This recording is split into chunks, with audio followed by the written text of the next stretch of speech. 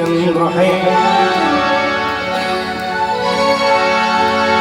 ये अर्घ मांगते मांगते चंद्र है, और भेंट मांगती है गंगा, भावत दूध भुजंग को भोला को प्रीभंग। देवता बैठे पत्थर डाले गए, भूत प्रेत बैठे पत्थर डालने वाला गया खड़ा, पत्थर डाला ही ना। अच्छा पत्थर न डाले तो किसी ने कहा कि डालो पत्थर, देर हो रही है। तो बोला बड़े दिमागी हो तुम, डाल दो। बोले दिमाग वाली बात कर, पत्थर है तो डालो, बहुत बड़ा दिमाग का काम है। बोले क्या? बोले इसके सिर ही नहीं, वो मुंह को हीर, तुम यही नहीं कन्फर्म कर पा रहे हैं कि पत्थर डाले कि न डाले। तब वो बिना सिर वाला बोला कि भैया वहीं से पूछ लेते। अरे कहा जब ये बोल सकता है तो खा भी सकता है, डालो पत्थर डाल दिया। फिर पत्थर वाला आगे बढ़ा तो फिर खड़ा हो गया, बोले अब क्या है? डालो पत्थर, देर हो रही तो अब की बार भी तुम चले। बोले अब क्या है दिक्कत? अरे का बिल्कुल मुख का हुआ, इसके बहुत मुख लगे हैं, एक पत्थर डाले तो बंडल ही छोड़। उनको भोजन कराया, वो समझ क्या कि विविध पाती बैठी जेवनारा, विविध पाती बैठी जेवनारा, लागे परुसन पुरुष वाला।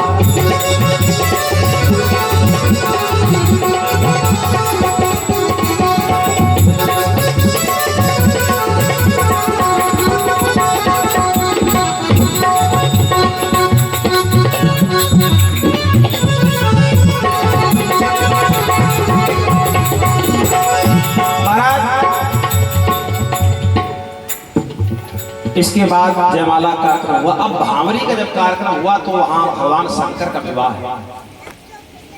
भगवान शिव के विवाह में मनुष्य भी है, देवता भी है, दैत्य भी, यक्ष गंधर्व किन्नर नर नाग भूत प्रेत पिशाच सप्तऋषि सप्तर्षि सप्तसिद्ध मंत्र के मंत्र प्राग मंत्र पूजित सिद्ध सिद्ध पूजित ब्रह्मांड की अनंत शक्तियां भगवान शंकर के विवाह में, दुनिया के समस्त सरोवर समस्त नदियां समस्त पर्वत समस्त सागर नर और नारी के वेश में वहां उपस्थित हो गए। आचार्य बोले बोले बाबा महाराज संकल्प पढ़ना है तो पढ़ो, संकल्प का गोत्र बताओ। अच्छा संकल्प पढ़ा तो नहीं पंडित जी पूछते भाई अब कौन गोत्र? बोले बाबा ने कहा गोत्र में याद ही नहीं। तो पंडित जी ने कहा शादी कैंसिल। नारद जी ने कहा सब निपट गया तो ये याद। नारद जी ने कहा कि अरे मान लो लड़का को पाठा पे गोत्र नहीं याद आ रहा है तो कोई दूसरा रास्ता नहीं था, एक रास्ता। क्या? तब बाप का नाम बताओ। भोले बाबा ने कहा गोत्र भले हमारा कहीं मिल जाए, बाप हमारे मिल जाए ये बड़ा मुश्किल। अरे कहा थोड़ी देर के लिए कहीं तो ब्रह्मा जी बाप है, भागवत में कहा गया है, कहा गया होगा पर है थोड़ी ना। तो कही दो। भोले बाबा ने कह दिया, कहा हमारे बाप ब्रह्मा। अच्छा ब्रह्मा जी वही थे, अब बेचारे कहीं भी नहीं सकते हम नहीं। पंडित जी ने कहा तुम इनके बाप होगा? हाँ। का गोत्र ब्रह्मा जी ने कहा गोत्र तो हमें भी नहीं पता है। बोले ले ना लड़का का पता है ना बाप का पता है। कहा मैं बाप के बाप का नाम बताओ। बोले विष्णु, विष्णु भगवान वहीं थे। कहा तुम हो बाबा? हाँ। का गोत्र बताओ? गोत्र हमें भी नहीं पता। बोले ले ना लड़का गोत्र पता ना बाप को पता ना बाप के बाप को पता। पंडित जी ने कहा मैं बाप के बाप का नाम बताओ। अब सब चुप, कोई बताए। तो भोले बाबा ने कहा देखो बता तो हम देंगे लेकिन हमारी भी एक शर्त है। का शर्त क्या है? अगला कोई तुम्हारा प्रश्न ना हो तो हम बता दें। का अगला नहीं है। तो भोले बाबा ने कहा तो सुनो जो सही है। हमारे बाप ब्रह्मा, ब्रह्मा के बाप विष्णु और भोले बाबा ने कहा विष्णु के बाप है हम। यहीं से बात खत्म। अब करो विवाह हुआ, विदाई हुई, हिमालय ने युद्ध हिल दिया, शिव जी ने वहीं बांट दिया। फिर भी मैना रोती है चलते समय, कत विधि नारी सजी जगमाही, पराधीन सपने सुख नहीं। कन्या का जब जन्म होता है उस समय पिता के मन में बस एक बात को लेकर चिंता होती है, क्योंकि कन्या का जन्म कहीं और जीवन कहीं और होता है। मंडप के यहाँ विवाह में धान बोया जाता है इसीलिए क्योंकि धान की फसल कहीं और वेद कहीं, ऐसे कन्या का जन्म कहीं और जीवन कहीं होता है, कैलाश आगमन होता है। महाराज श्री गोस्वामी जी ने लिखा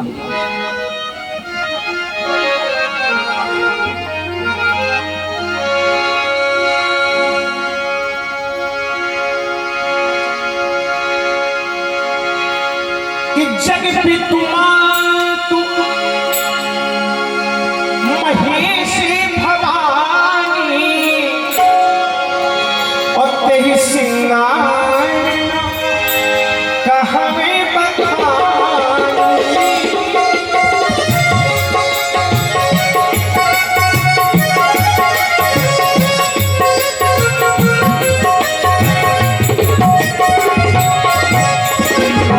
श्री राम जय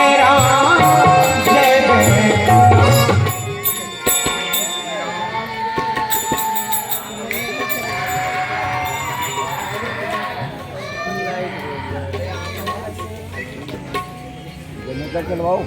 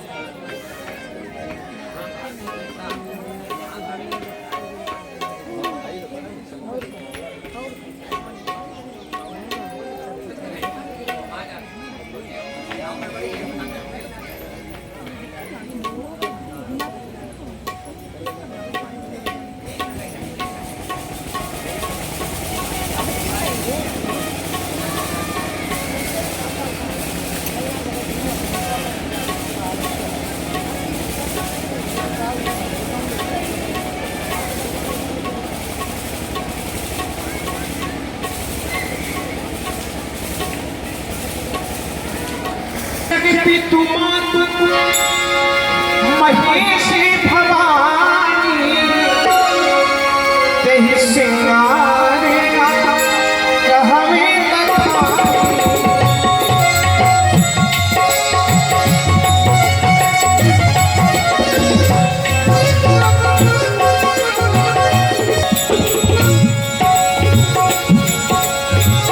श्री राम जय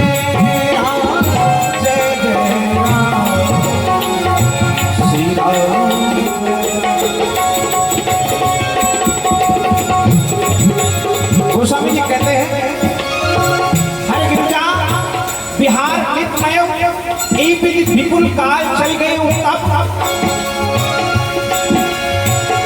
तब जन्मी वदनी कुमारा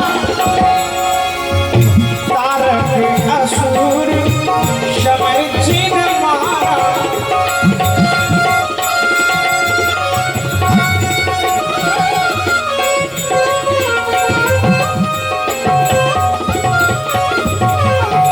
श्री राम जय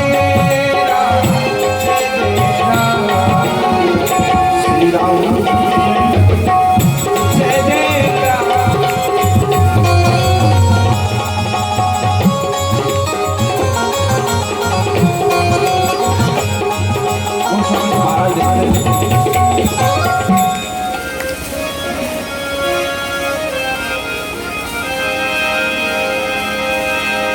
जग जान खन मुख जन्म कर्म प्रताप पुरुषार्थ महा।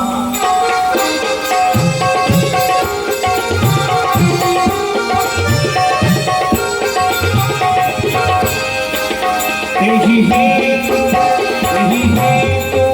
वश के तु सुत कर चरित सत्य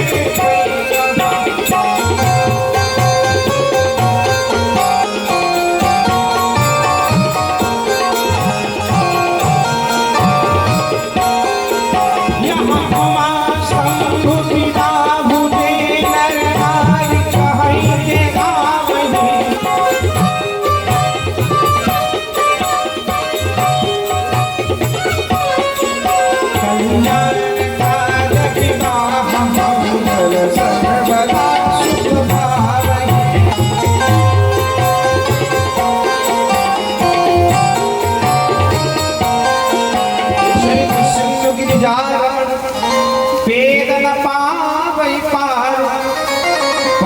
तुलसीदास की महिमति मंद गवान। सियावर रामचंद्र की जय, उमापति महादेव की जय।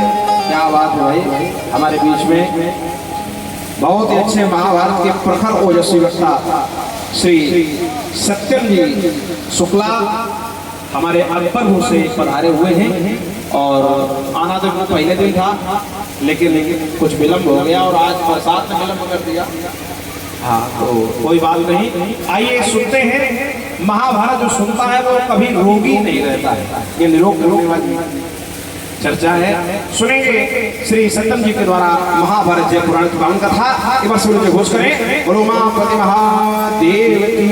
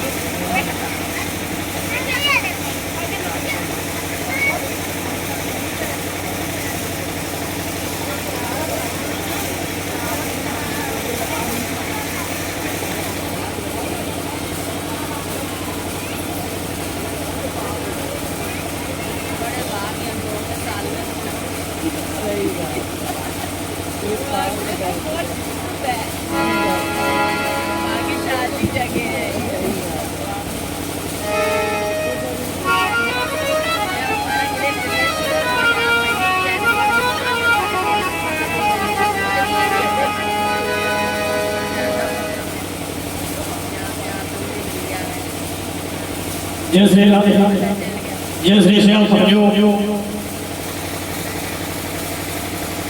बोले गजानन भगवान की जय हो।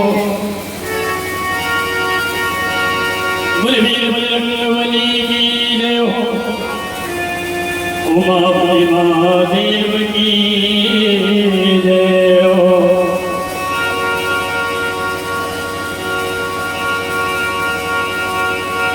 श्री राम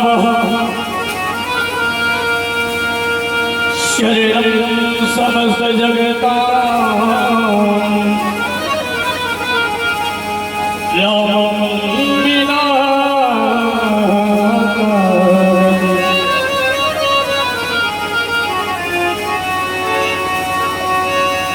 रामेण प्रतिहन्यते कलिमलं। श्री रामाय शरणं नमः।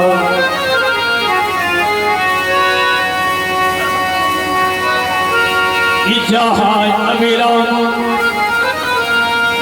सीताराम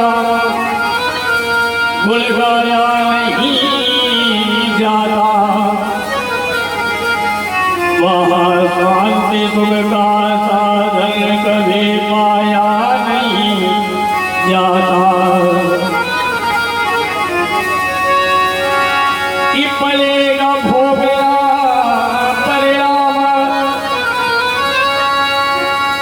सबको अपने कर्मों का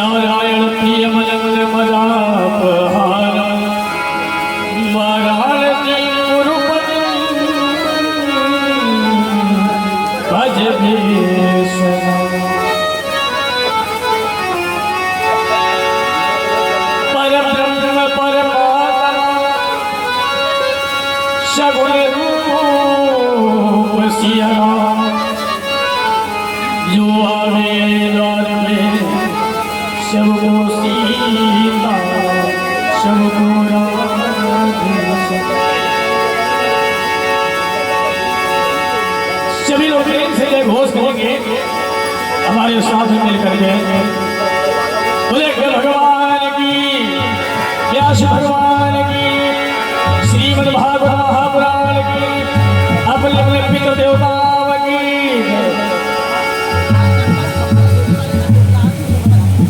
अभी भी आप लोग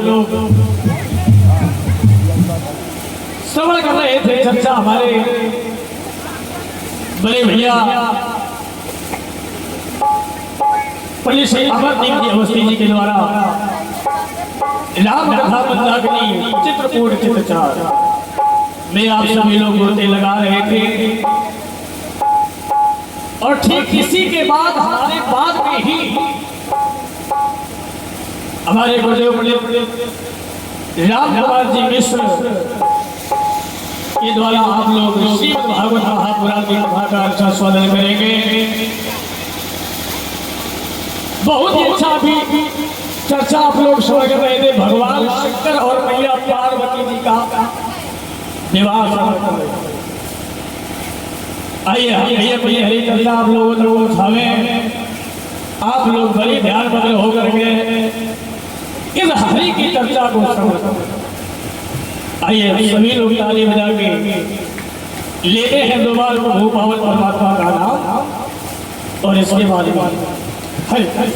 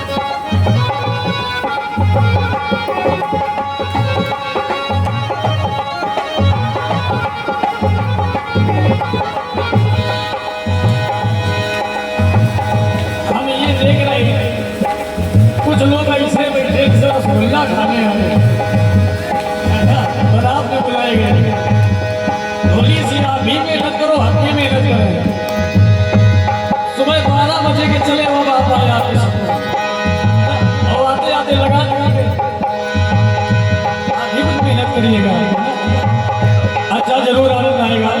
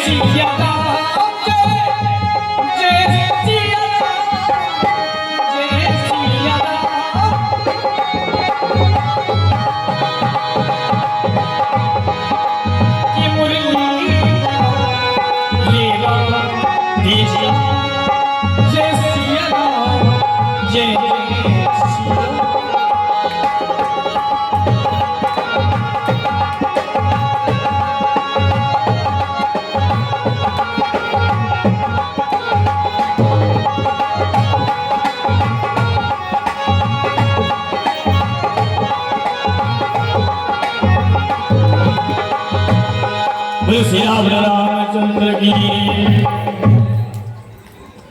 श्रवण कर रहे थे चर्चा अभी भी आप लोग मर्यादा पुरुषोत्तम भगवान श्री रामचंद्र जी की। बड़ा ही बुरा लगा रहा था और हम ये सुनने चले आ रहे थे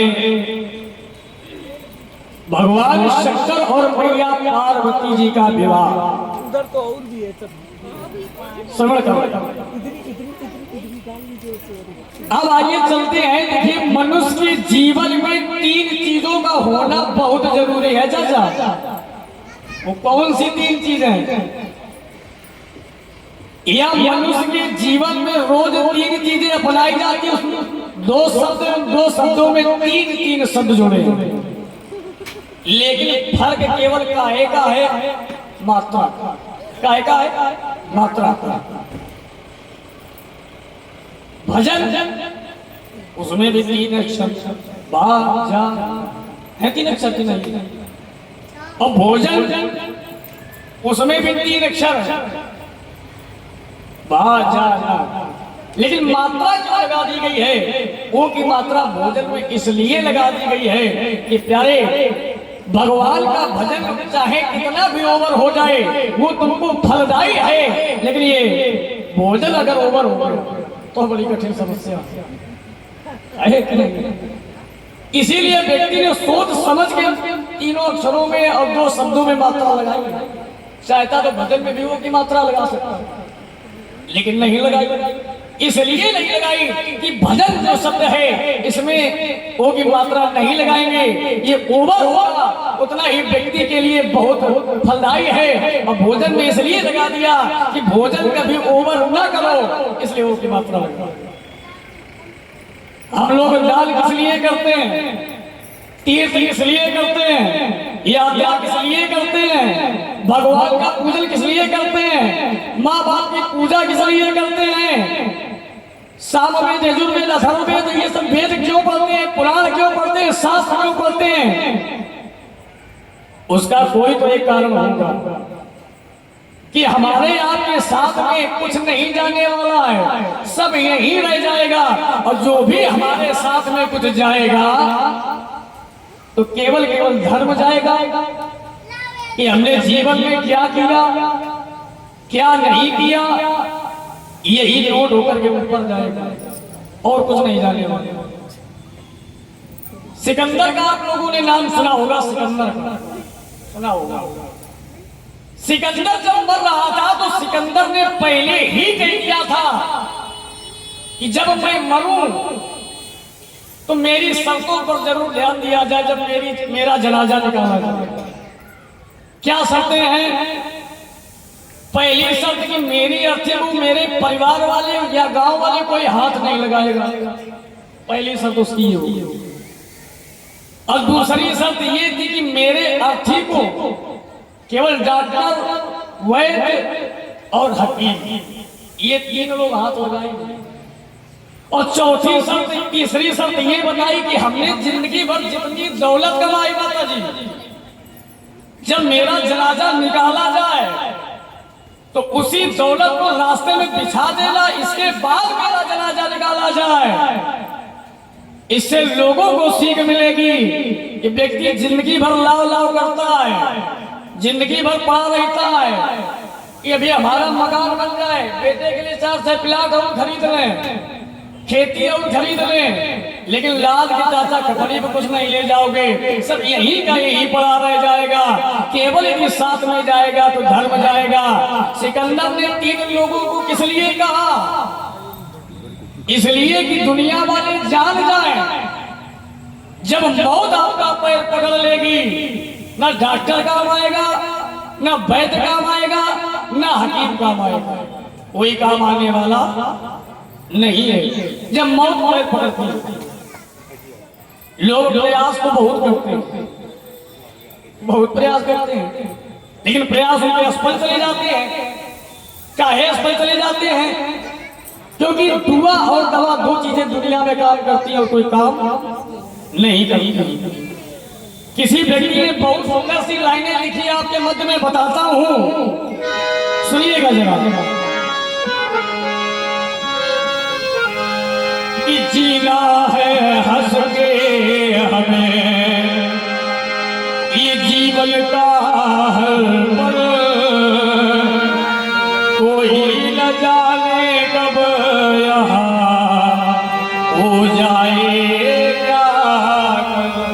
कोई नहीं जानने वाला है कि यहाँ पर क्या होने वाला है, कब कौन सी घटना घटने वाली है या कौन सी विपदा आने वाली है, ये किसी के बस में नहीं है। और वही बता रहे हैं, त्रसना माया मोह में ये भटक रहा इंसान, और नजरों से होने लगी अपनों की पहचान, और हर ख्वाब ही पे संजोला है आदमी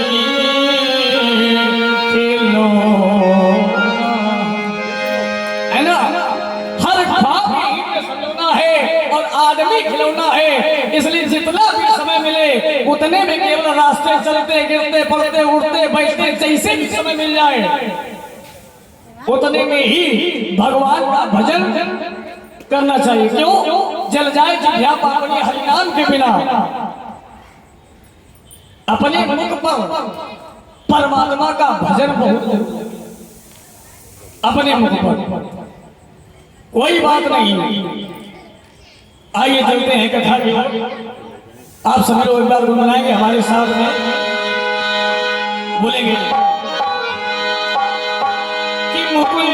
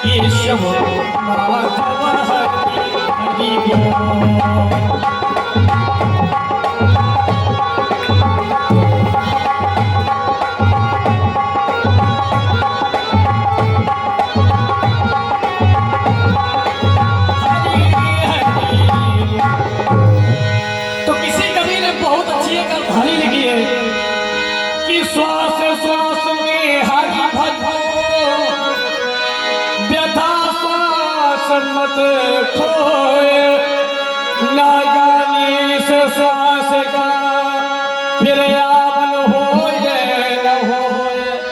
पता नहीं कभी दोबारा श्वास मिले कि न मिले, इसलिए जितनी भी प्रभु ने श्वासें प्रदत्त की हैं इनमें परमात्मा का नाम ही लेना चाहिए। चाहे वो नाम कथा हो, चाहे भागवत कथा हो, और चाहे माता जी का भागवत, कथाएं सब बराबर होती हैं और कथाएं सब फल प्रदान करने वाली हैं। कोई भी कथा से कोई नुकसान नहीं होता। हमें आज तक कोई व्यक्ति ऐसा नहीं मिला जिसने बताया भैया पंडित जी ये कथा सुनने से ये नुकसान हुआ। सभी मेरे यही बताते फायदे हुए। अब देखिए आप लोगों के यहाँ ये इस क्षेत्र में ये कथा आप लोगों को नहीं लग रही है भैया महाभारत, ये पांचवा वेद है, इसको पंचम वेद के नाम से विहित किया गया है और किसी भी ग्रंथ को पांचवा वेद की उपाधि नहीं दी, महाभारत की उपाधि दी, क्योंकि महाभारत में हर प्रकार का मर्द है और हर प्रकार की दवा भी। जो लोग घर में पढ़ते होंगे वही सिर्फ समझते होंगे, वही जानते होंगे, और जिन्होंने ना पढ़ी सुनी होगी तो उनके ऊपर से उड़ रही होगी। हाँ हम समझ रहे हैं। महाभारत का मतलब क्या है कि देखिए इसका शाब्दिक अर्थ समझिए।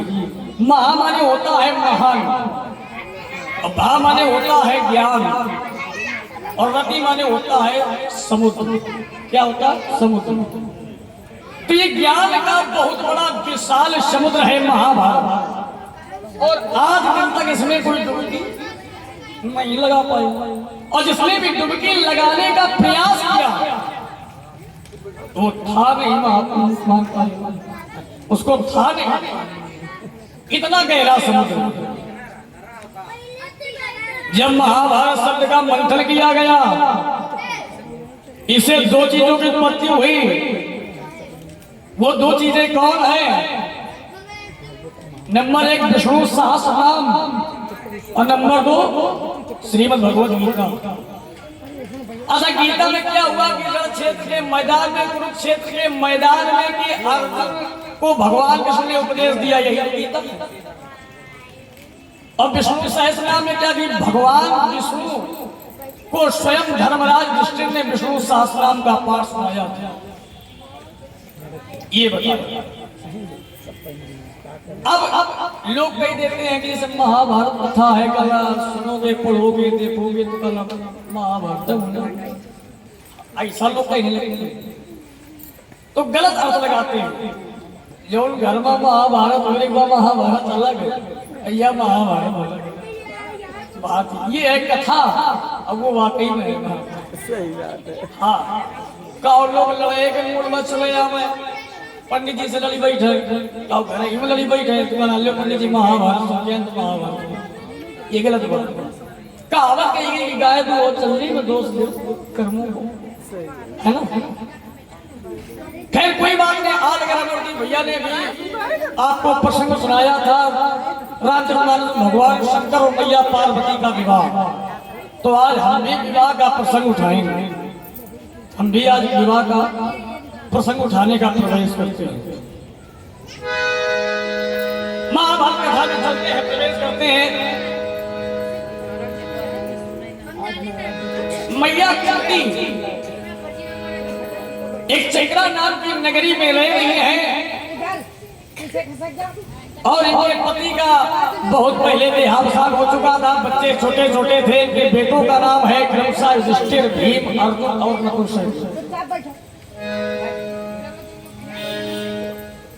ये दुर्योधन की पार्टी गई नहीं तो आज वही पांचों पांडवों पर इतना अत्याचार उठाया जा रहा है, इतना जुल्म उठाया जा रहा है, किसके द्वारा? दुर्योधन के द्वारा।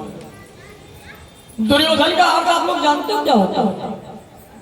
जिसके पास खराब धन एकत्रित हो, कान खोल के सुन लेना, जिसके पास खराब धन एकत्रित हो, गरीबों को सताने वाला, गरीबों को लूटने वाला, बेईमानी करने वाला, भाइयों का धन, परिवार का धन अपनी ओर आकर्षण करने वाला, अपनी जय जय करने वाला, वही है चाचा दुर्योधन। और आजकल तो हर जगह दुर्योधन मिलेगी।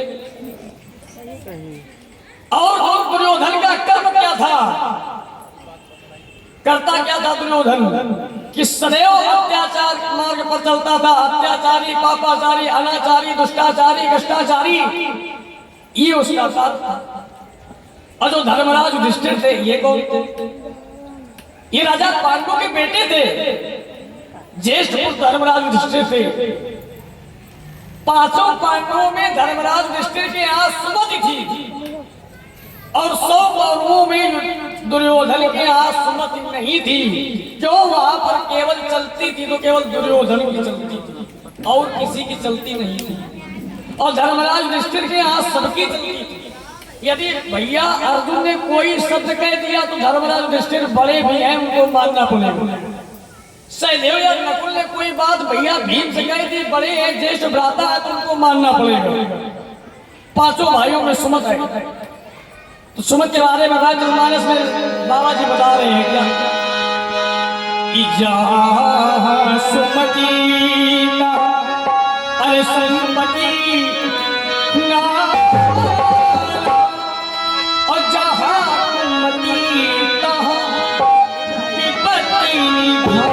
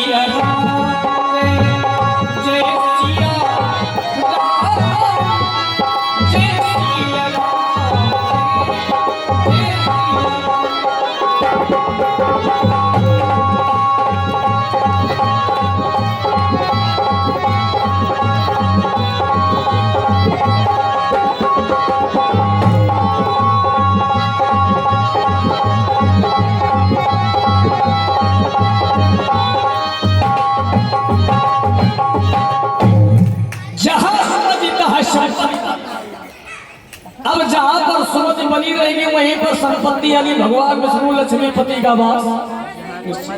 और जहां सुमति तो समझ लो मामला गड़बड़। इसलिए दुर्योधन सदैव अपनी चलाता था। अब देखिए राजा द्रौपदी के यहाँ, राजा द्रौपदी की बेटी है जिसका नाम द्रौपदी, उनके यहाँ स्वयंवर रखा गया और नारद जी का भी प्रवेश हो गया। जैसे नारद जी पहुंचे राजा द्रौपदी के घर में तो नारद जी ने बड़ा स्वागत सम्मान किया राजा द्रौपदी का, और राजा द्रौपदी ने नारद जी का बड़ा स्वागत सम्मान किया, आदर सत्कार सम्मान हुआ। तो राजा द्रौपदी ने देखिए नारद जी से क्या दिया है, कवि लिख रहा है कहीं कहीं है बरसी आज आगमन हुआ है, कैसे यहाँ गए।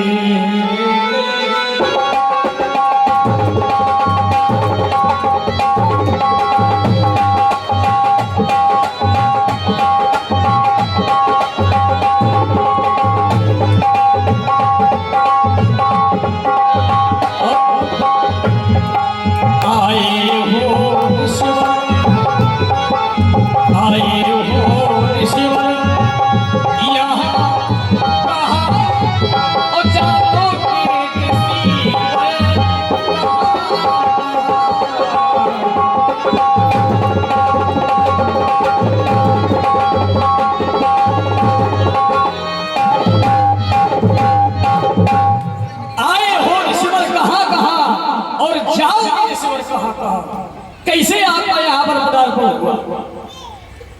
चाहे राम कथा हो, चाहे भागवत हो, चाहे महाभारत, चाहे त्रेता हो, चाहे द्वापर हो, चाहे सतयुग हो, कोई भी हो, हर जगह पर तुमको नारद जी जरूर घूमते मिलेंगे। वो भी किस लिए घूमते मिलेंगे? क्योंकि नारद जी के पास आरटीओ ऑफिस से हाईवे लंबा लाइसेंस बना ऑल इंडिया परमिट, कहीं भी जा सकते हो, ना तुम्हें टीआई ना टीसीआई, कोई तुम्हें रोकने वाला नहीं। तो नारद जी का जहां पर होता था अपन बीड़ा उठा के घूमने लगते थे, नारायण नारायण करते हुए। आज नारद जी वहां पर पूछे, राजा द्रौपदी ने देखा, बड़ा स्वागत सम्मान बैठा। राजा द्रौपदी ने अपनी बिटिया द्रौपदी का हाथ नारद जी के आगे बढ़ा दिया। तो नारद जी ने जैसे द्रौपदी का हाथ देखा तो नारद जी ने तुरंत कहा कि इसको अर्जुन के जैसा वर मिलना चाहिए। तो राजा द्रुपद ने कहा कि पांचों पांडव लाभ के भवन में जल के नष्ट हो गए, उन्हें कहा कि जैसा वर मिलेगा। वो दुर्योधन ने जलवा दिया। नारद ने कहा तुम स्वयंवर की तैयारियां करो, खोज करो, शायद अगर कहीं होंगे तो मिल सके। बोले ठीक। राजा द्रुपद के यहाँ स्वयंवर की तैयारियां होने लगी। देश देशांतर पर के नृपाल राजा वहां पर उपस्थित होने लगे। दुर्योधन, भीम, अर्जुन, नकुल, सहदेव, भीष्म पितामह, द्रोणाचार्य, कुलगुरु, कृपाचार्य, इतने प्रकार के जितने प्रकार के योद्धा थे सब वहां पर पहुंचे। बलराम भी पहुंचे, भगवान कृष्ण भी पहुंचे, अश्वत्थामा भी पहुंचा, युसु भी पहुंच गया। यानी जितने भी प्रकार के सबको निमंत्रण था, सभी लोग पहुंचे। अब व्यास जी ने क्या किया कि मैया कुंती के यहाँ पहुंचे और इन पांचों बेटों को मांग लिया। बोले बहन, ये अपने पांचों बेटों हमें दे दो, इनको मैं कहीं ले जाना। राजा द्रुपद के यहाँ स्वयंवर वहां ले जाना। पांचों बेटों को साथ लिया, रास्ते में वही रामलीला वाली लोकल वाली दाढ़ी मुझे लगवा के ब्राह्मण बना दिया। और इन्हें जाकर के व्यास जी ने ब्राह्मण की पंक्तियों में राजा द्रुपद के यहाँ स्वयंवर में बैठा हुआ, क्योंकि ब्राह्मण बने तो ब्राह्मण की पंक्ति में बैठ गए। अब वहां पर सभी लोग उठते जा रहे हैं। अब देखिए सर्वप्रथम प्रश्न ये आता है कि भाई द्रौपदी को 5 वर्ग होने का वरदान कहां से कैसे मिला? एक ये प्रश्न पूछ रहा है। उसकी एक कहानी कि द्रौपदी पिछले जन्म में एक ऋषि की पुत्री थी। किसी न किसी कारण बस इनका विवाह नहीं हुआ और अपने दरवाजे पर बैठी हुई थी। एक गाय और 5 बैल जा रहे थे। द्रौपदी ने देख करके हंस दिया। उसी गाय ने साथ दे दिया कि तूने मुझे देख के हंसा, जा तेरे भी 5 पति हुए। पहला वरदान वहां से मिला। अब इसके बाद में अन्य वरदान द्रौपदी को कैसे मिलते हैं वो भी हम आपको बता रहे हैं। द्रौपदी की मां भगवान शंकर की पूजा करने के लिए जाती थी। रोज जाती थी कि नहीं जाती थी, लेकिन भोले बाबा प्रकट नहीं हो रहे थे और द्रौपदी की मां अपनी पुत्री के लिए श्रेष्ठ का वरदान मांगा करती थी, लेकिन भोले बाबा नहीं प्रकट होते। हर माताओं के चाह में ही रहता है कि हमारी बिटिया को अच्छा वर मिले, सुंदर सा घर मिले, सदा सुखी परिवार मिले। क्यों? क्योंकि माताओं पर ज्यादा जिम्मेदारियां होती हैं। हम लोग तो संडे बना लेते, छुट्टी बना लेते, लेकिन इनका संडे कहाँ बनता है? रोज इनका काम में समय बीतता है। एक भी दिन संडे बताओ मना कि नहीं मना? नहीं मनी। इसके बाद एक जिम्मेदारी तो ये हो गई। दूसरी जिम्मेदारी क्या है कि घर में अपने परिवार को सदा सुखी का वरदान मांगना, प्रभु की पूजा करना कि हमारे पति सदा सुखी रहे, कोई भी संकट हमारे घर में ना आवे, भगवान की पूजा अर्चना करने और अपने बेटे और बेटी के लिए प्रभु से दिन भर याचना करना। क्योंकि किसी कवि ने बताया है क्या संतान के और माँ के बारे में, माँ की ममता के बारे में किसी कवि ने सुंदर सी लाइनें कही कि बेटे के लिए हर ममता ही लुटाती है और लालन की बोली पर माँ बड़ी जाती है। जैसे पंख बिना पक्षी उड़ने को तरसता है, भय के कारण घोंसले में ही रहता है।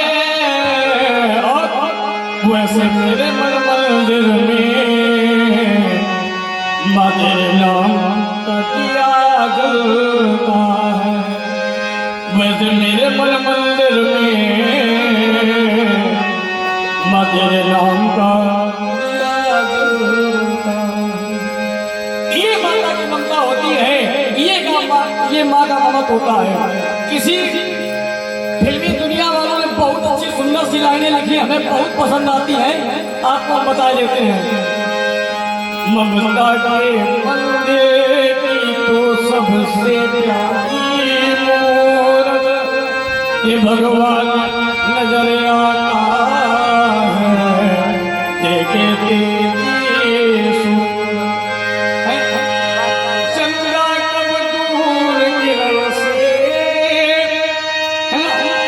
चंद्रा कब दूर गगन से, सूरज कब दूर किरण से, ये बंधन प्रेम का बंधन है, जन्म का ममता की है सबसे प्यारी मूरत भगवान नजर आता है देखे तेरी सूरत। ये माना है। और किसी कवि ने बहुत सुंदर लाइन और लिखी बता रहे हैं कि तू कितनी प्यारी, तू कितनी अच्छी है, बोली बाली है ओ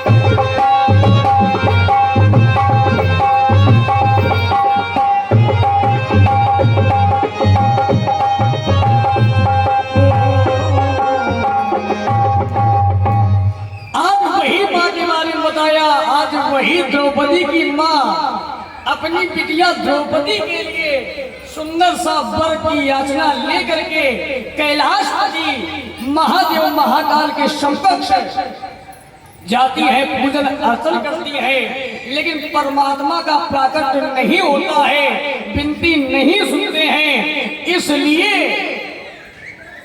द्रौपदी ये सब सारा दृश्य देखती थी। द्रौपदी ने कहा आज हम पूजा करने जाएंगे, देखें भोलेनाथ कैसे प्रकट नहीं हुआ। द्रौपदी ने पूजन का स्थान लिया, सारी सामग्री लगा ली, अब भोले बाबा के मंदिर में पहुंच गए। अब भोले बाबा से कह दिया कि या तो आज प्रभु आप रही हो या हम रहे, पहले स्पष्ट कर दिया और इसके बाद विधान से पूजन किया। द्रौपदी ने कहा प्रभु जब लग आज आप प्रकट नहीं होंगे, दर्शन नहीं दोगे, तब तक हम अपना शव आपकी लाश पर पटक पटक कर अपने प्राणों का विसर्जन कर देंगी, चाहे आपके दर्शन हो यदि मुझे न हो। तो भोले बाबा ने सोचा कि बड़ा कर्रा भक्त आ गया, अब तो जाना ही पड़ेगा, विलंब हो ही नहीं सकता। अरे ये बताओ समझ में आ रहा? बिल्कुल इस पर सुनाई दे रहा है। आज खैर कोई बात नहीं, जब आगे बढ़े मैया द्रौपदी ने बड़े विधान के साथ षोडशोपचार से भगवान शंकर जी का पूजन किया। प्रार्थना भी करने लगी। देखिए बड़ी सुंदर प्रार्थना की। तो भोले बाबा ने कहा अभी देखते क्या होने वाला है। द्रौपदी ने अपना सर मस्तक पटकना प्रारंभ किया। भोले बाबा की लाट पर मस्तक से लहू की धारा निकल पड़ी। भोले बाबा का तुरंत प्रकट हो गया, क्योंकि भोले बाबा ने कह दिया है भक्तों के लिए है भोले और दुष्टों के लिए है भाले, इसलिए इसको भोले भाले आदत नहीं कहा। अब भोले बाबा ऐसे देवता है कि तुरंत नाराज मामला गड़बड़ तुरंत नाराज, अब मामला अगर अच्छा तो तुरंत पसंद, तुरंत वरदान, तुरंत भरम, चाहे वो विपदा नहीं के सर पे आ जाए, प्रसन्न तो प्रसन्न। भोले बाबा के बारे में कहा गया है कि आशिकों से अबे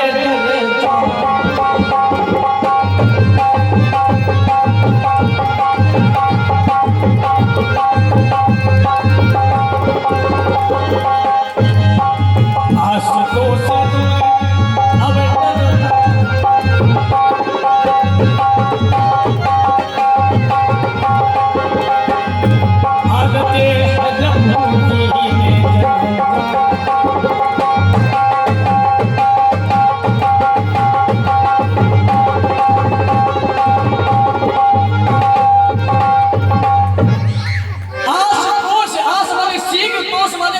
होने वाले भगवान शंकर का प्राकट्य हो गया।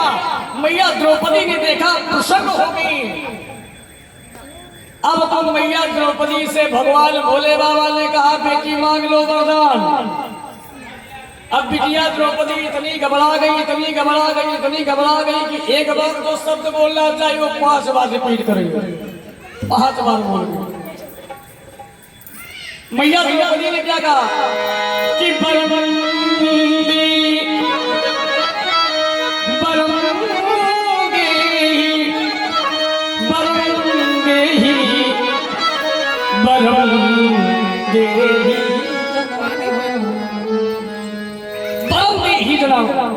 पांच बार कह दिया पतिवर चाहूं, पतिवर चाहूं, पतिवर चाहूं, पतिवर चाहूं, पतिवर चाहूं। भोले बाबा ने कहा ठीक है जाओ बिटिया तुम्हारे 5 पति हुई। अब ले और जो भी कमी थी वो भी द्रौपदी ने कहा प्रभु ये आपने कैसा बता, अरे संसार हमें क्या कहेगा, लोग हमें क्या कहेंगे, लोग टूटेंगे, उड़ाएंगे, नाचेंगे, गाएंगे कि अरे उस लड़की के तो 5 पति, उस औरत के 5 पति। द्रौपदी को टेंशन हो गई। द्रौपदी ने हाथ जोड़े, प्रभु आपने कैसा वरदान दे दिया। द्रौपदी के लिए प्रभु सुनो ऐसा वरदान दिया जाता। द्रौपदी कहने लगी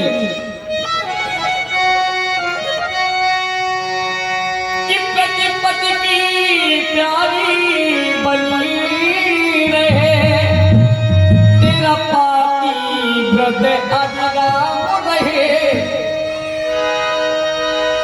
तेरा पाती व्रत अविराम रहे। आज वही द्रौपदी कह रही महाराज हमारे 5 भाई, क्या लोग मुझसे कहेंगे, मुझे शर्म आती है, मैं यहीं पर मर जाऊंगी, प्राणों का विसर्जन कर दूंगी। आज वही द्रौपदी ने कहा बोले बाबा ये अपना वरदान वापस ले लो, नहीं चाहिए मैं वरदान। बोले बाबा ने कहा अभी तो एक ही दिया, 4 पीछे बाकी पड़ी, वे कौन लेगा। द्रौपदी बोली अब थोड़ी समस्या, ज्यादा समस्या, अब तो गंभीर हो गई, जटिल के भी एक ही वरदान ऐसा प्रभु ने दिया है, अब पीछे 4 वरदान पता नहीं कैसे दे दे। भोले बाबा ने कहा सुनो बिटिया 4 वरदान कौन से हैं। और इधर द्रौपदी ने प्रभु से प्रार्थना क्या किया जब 5 पदों से साथी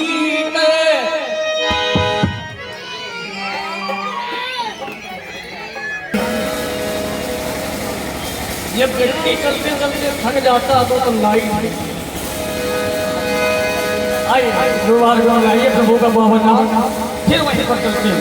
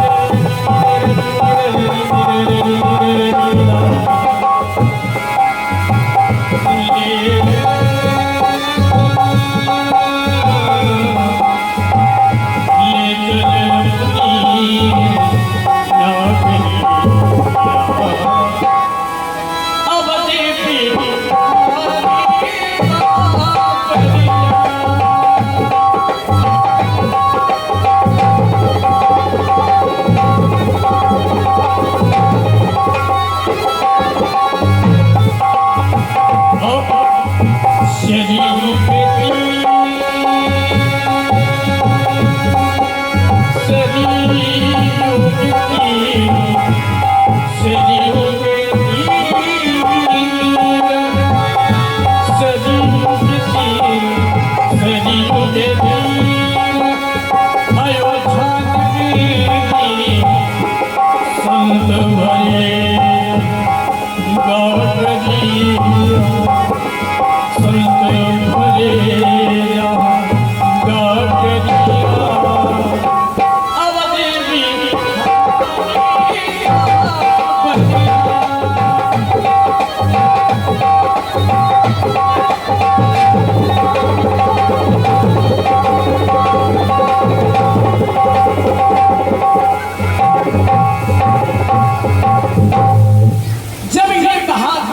वरदान की बात चल रही थी तो द्रौपदी ने कहा प्रभु आपने कैसे वरदान दे दिए।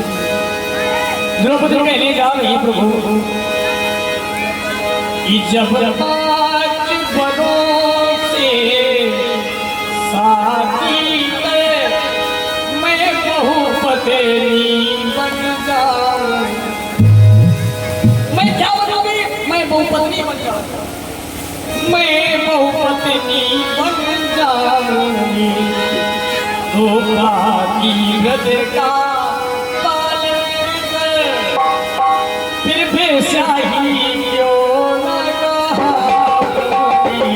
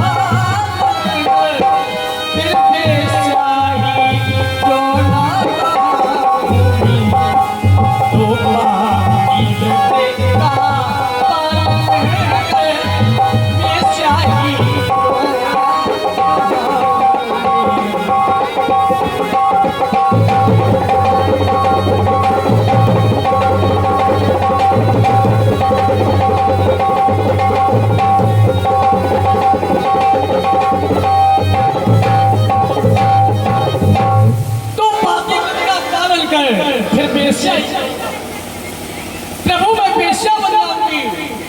इसको भोलेनाथ ने कहा 4 वरदान दो तुम्हारे बात की बने हुई तो पहले समारो इसके बाद आगे कार्य देखा जाएगा। भोलेनाथ ने कहा वो 4 वरदान कौन से हैं वो भी सुनो।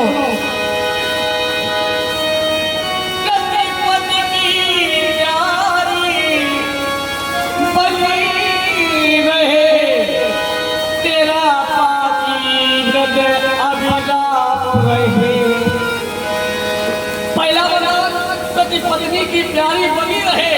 दूसरा तेरा पातिव्रत मांग का सिंदूर तुम्हारा अमर रहेगा।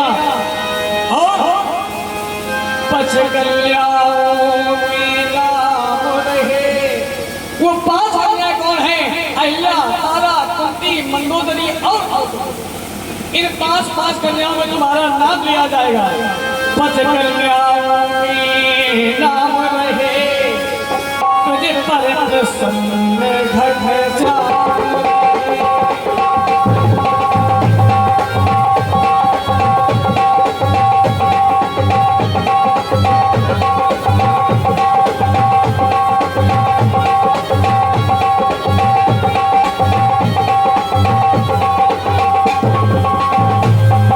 पच कल्याण में नाम रहे तुझे पर प्रसन्न घट श्याम रहे।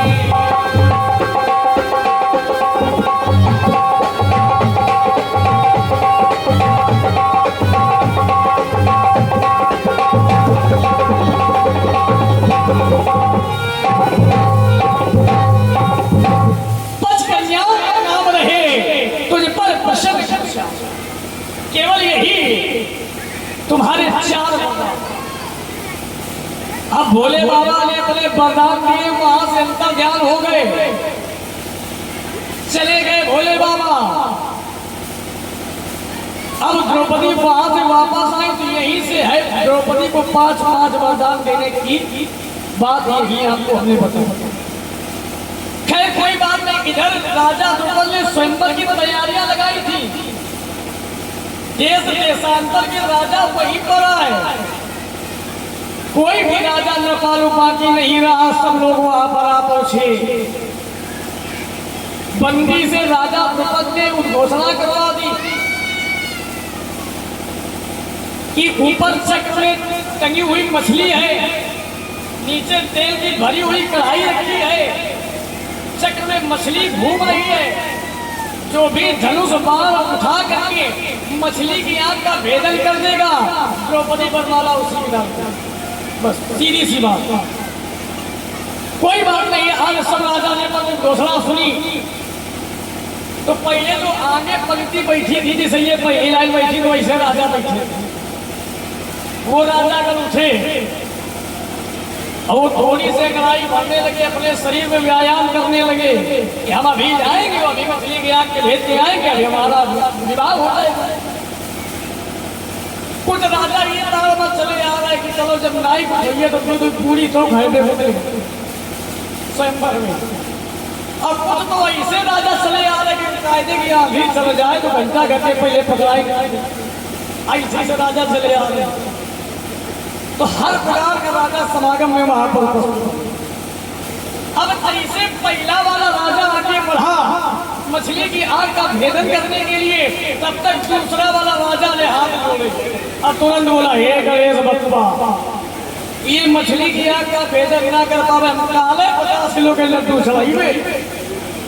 अब वो जैसे गया, उसने धनुष में हाथ लगाया, 440 वोल्टेज का करंट का ऐसा दौड़ा, उसके शरीर में ऐसा झटका लगा तो सीधा फेंक तो पवेलियन वापस आ गया, अपने स्थान पर बैठ गए। तब तक तीसरा राजा पूछा, वो भी गया। चौथा राजा बोला, हे हनुमान बच्चा, ये मछली की आग का भेदन ना करावे और हम 50 किलो के लड्डू बुढ़वा मंगल का चढ़ेंगे। वो भी भेदन नहीं कर पाया, वो भी वापस बैठ गया।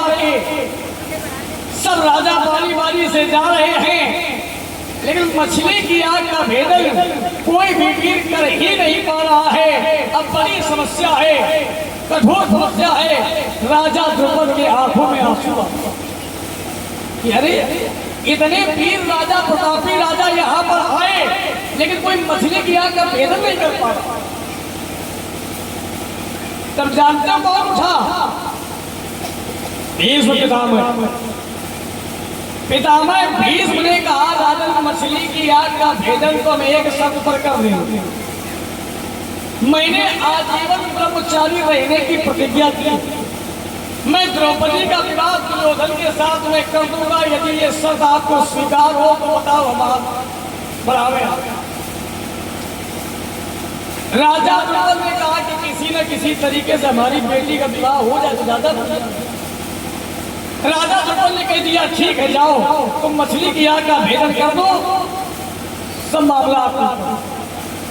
राजा की बात मान करके भीष्म पितामह आगे बढ़े, धनुष बाण को उठाया और चढ़ा दिया। ये वीर भीष्म हैं और इन्होंने प्रतिज्ञा ली थी ब्रह्मचारी रहने की। प्रतिज्ञा आगे क्या होगा?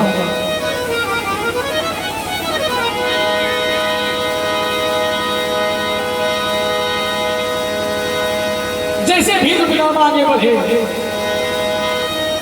आज्ञा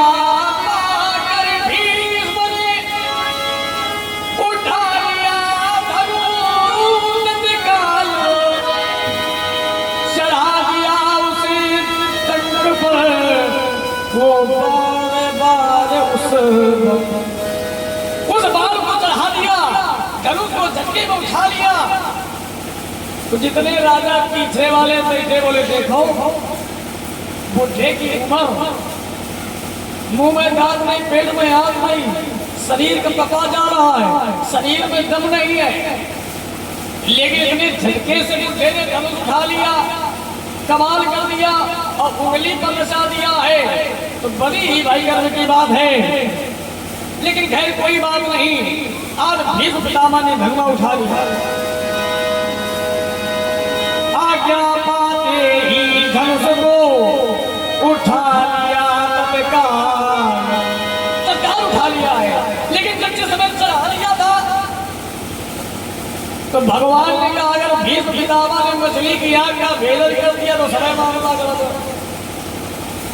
भगवान ने शिखंडी को भेजा कि जाओ, वरदान था भीष्म पितामह को कि तुम्हारे सामने अगर शिखंडी आ जाएगा तो तुम्हारा आधा बल वो खींच लेगा, फिर तुम किसी काम के नहीं रहोगे, तुम्हारा अपशगुन हो जाएगा।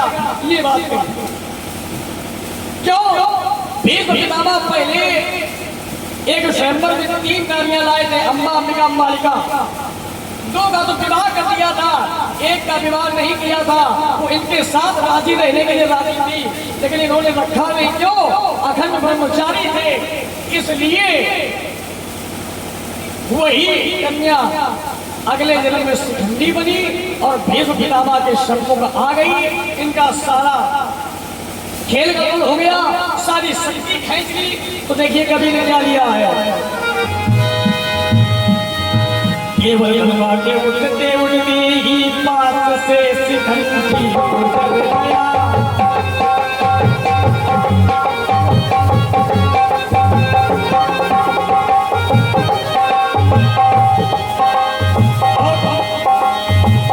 आत्मा पर बैठा धरता सा वो तीर धनुष से उतर गया।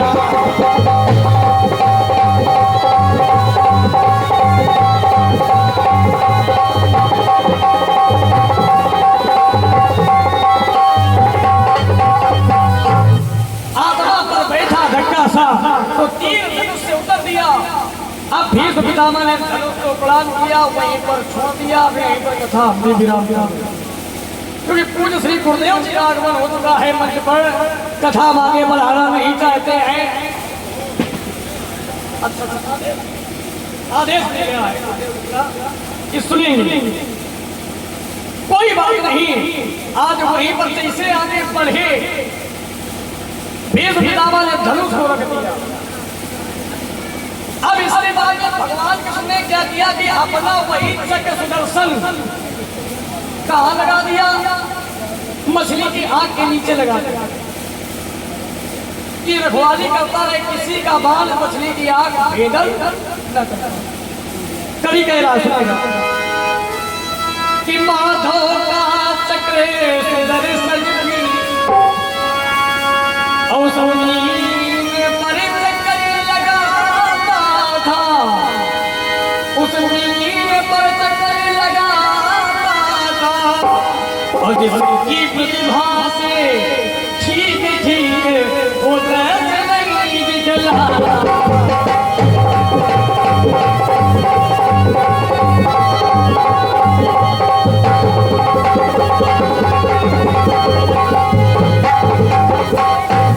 जिसकी प्रतिभा से ठीक ठीक वो दर्द नहीं दिखलाता। चक्कर लग गया वहां पर। कोई बात नहीं, सारे राजा गल जा रहे। अब इसके बाद में द्रोणाचार्य थे। द्रोणाचार्य ने भी अपना बल जमाया, लेकिन इनका बाल गया उस चक्कर में चूर चूर हो गया। ये समझ गए कि भगवान का चक्र सुदर्शन वहां पर आ गया है और रखवाली कर रहा है, इसलिए मेरा बाल कार्य नहीं किया, इसलिए अब हम दोबारा बाल नहीं चलाएंगे। भीष्म पितामह बेचारे ठंडा वापस। अब तो कोई बात नहीं, द्रोणाचार्य वापस आ गए। अब इसके बाद में क्या बचा? भगवान ने द्रौपदी को इशारा किया, बेटी द्रौपदी, इस व्यक्ति से ये पूछना तुम किसके बालक हो, तुम्हारी जात क्या है, तुम्हारा गोत्र क्या है, तुम्हारा वंश क्या है, कहाँ के रहने वाले हो, किस क्षेत्र के हो, सारी वंशावली अपना बताओ, नहीं तो ये बाढ़ भेज देगा। आज द्रौपदी ने वही कर्ण से पूछ दिया। बड़ी सभा में कर्ण अपमानित हो गया, उत्तर नहीं दे पाया। कुंती के कुंवारे पर का ये पुत्र था, कुंती ने टोकरी में जल में बहा दिया था, ये सूत पुत्र बन गया। राधा नामक सारथी ने, राधा नामक व्यक्ति ने आज इसका पालन पोषण किया और दुर्योधन ने इसे अंग देश का राजा बना दिया। तो दुर्योधन के गुण गाता था, क्योंकि जिसका जो व्यक्ति नमक खाएगा वो उसी के गुण गाएगा। खैर कोई बात नहीं, कर्ण अपमानित होकर के पृथ्वी पर बैठ गया, अपने आसन पर बैठ गया। अब तो बड़ी गंभीर समस्या है। अब राजा द्रुपद राजा जनक की बात होने लगी कि हाय हमने किसका अपमान कर दिया, हमने क्यों गलत प्रतिज्ञा कर ली, क्या कारण है, या देवता हमसे नाराज है जो आज बोले भी यहाँ पर नेपाल आए किसी ने मेरी भी बदलाई हुई प्रतिज्ञा का पालन नहीं कर पाया। सबसे बड़ी बात है, देखिए क्या कह रहे हैं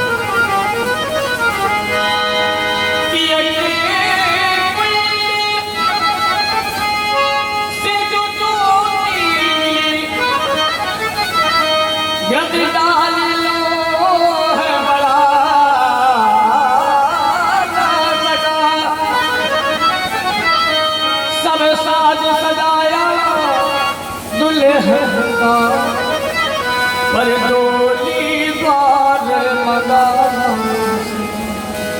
मैंने आज सब कुछ व्यवस्था कर ली है, लेकिन आज मैं अपने दरवाजे पर अपनी बिटिया की डोली को मैं नहीं मंगा पाया। क्या कारण है, कौन सा देवता हमसे नाराज है? आज बेटी से कह रहे हैं, बेटी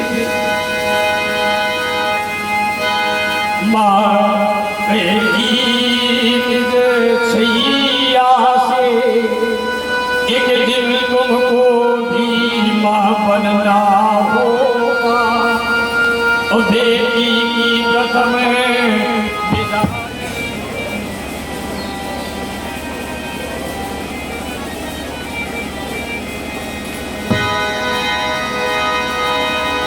माँ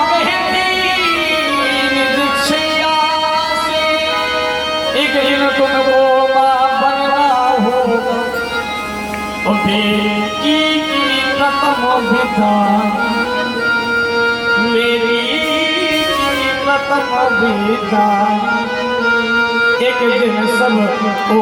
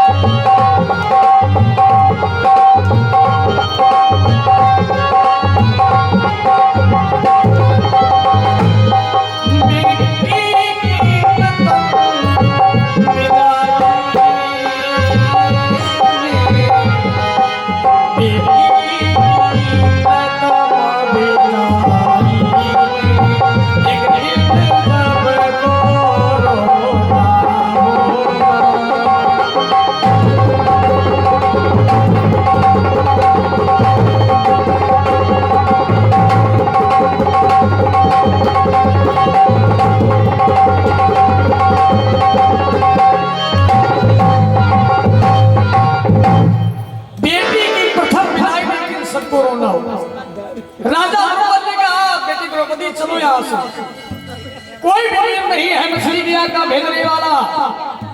यहाँ पर जैसे नेपाल आए हैं सब ऐसे हैं, इनकी वीरता का क्या उद्घोषण किया जाए। आज क्रोध आ गया, कई बैठे बोले सुनो कि जब भवन में मन माझी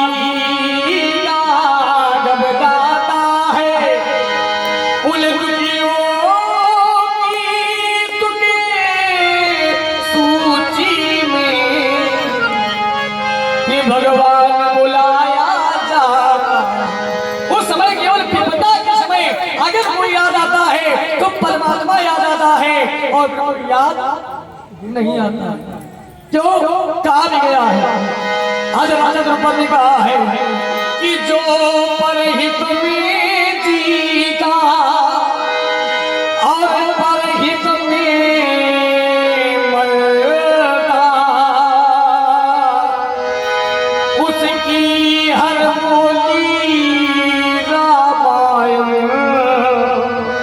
उसकी हर भाषा गीत, उसकी हर बोली रामायण और उसकी हर भाषा। बात यही है, इसलिए राजा द्रुपद ने कह दिया कि कोई भी वीर बचा नहीं है।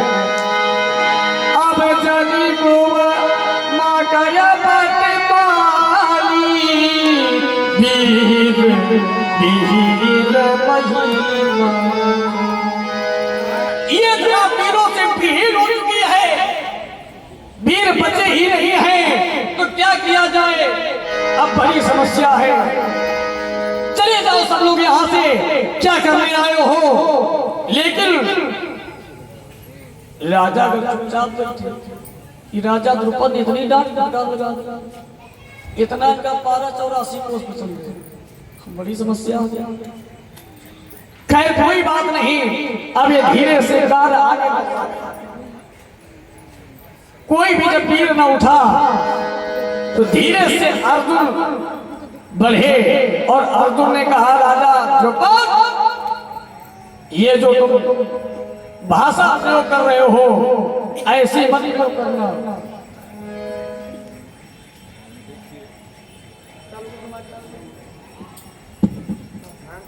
आप लोग संदेह में पड़ जाएंगे, क्योंकि ये महाभारत की जो कथा है ये गायन विधि से है।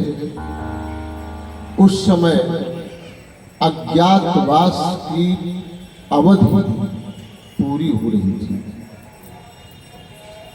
जो पांडवों को 1 वर्ष का अज्ञातवास दिया गया था, वो अज्ञातवास पूरा होने का समय हो चुका था।